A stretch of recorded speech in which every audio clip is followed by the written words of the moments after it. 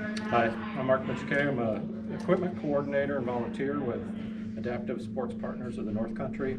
We're just going to do a quick video on tethers. We use tethers at Adaptive for hanging onto equipment, helping people initiate their turns. We also tip tether and waist tether on occasion, stand-up skiers. And care and feeding of these things becomes important during the season. For example, we just found one set that was put away moldy and is kind of stinky right now, so we're going to get those cleaned up. But notice a few things that are going on here. There are various lengths, and sometimes our ink gets a little faded. These indicate that this pair is 12 footers.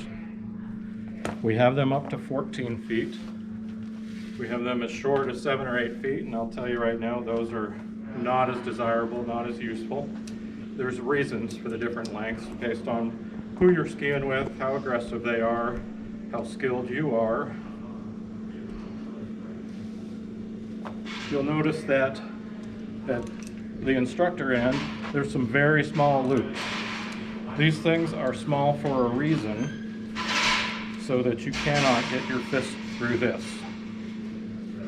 These are always worn by forming that kind of loop, and it goes on your bare skin, and then your gloves go on. If you were to put this on over gloves, it has the potential of stripping your glove off, and now you've lost your person. You'll notice that when your lesson assist is giving you a hand, you do one at a time. I would hand this one to my other instructor before I take this one off.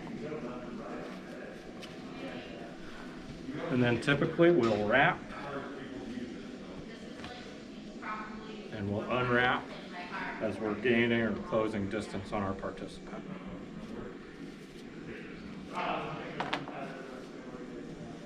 There'll be much more detailed information on this when you're actually in a tethering clinic. I highly recommend that you do this and that beyond the class you go practice with a partner because it's something that we do so often and you do need to be proficient.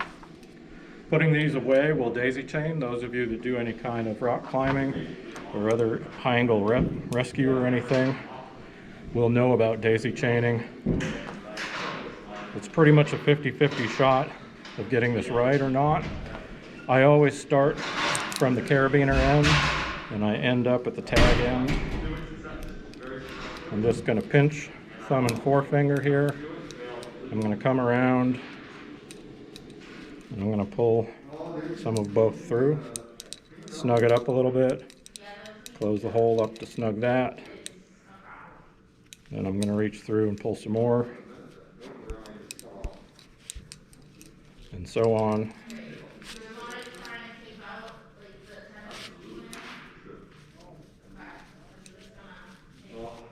If you're always reaching through in the same direction, they tend to stay evenly surfaced like that.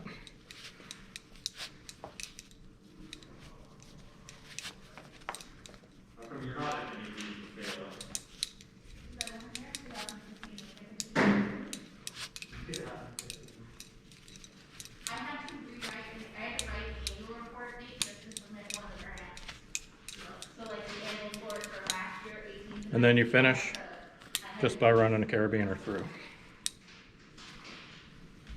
So the goal is, when it comes time for you to need some of these, you get this last bit pulled through, and then they should just pull apart. Whenever you get to a pair and that doesn't happen, you can try pulling from the other end. And if that still doesn't happen, you can assume that the previous person put them away wrong.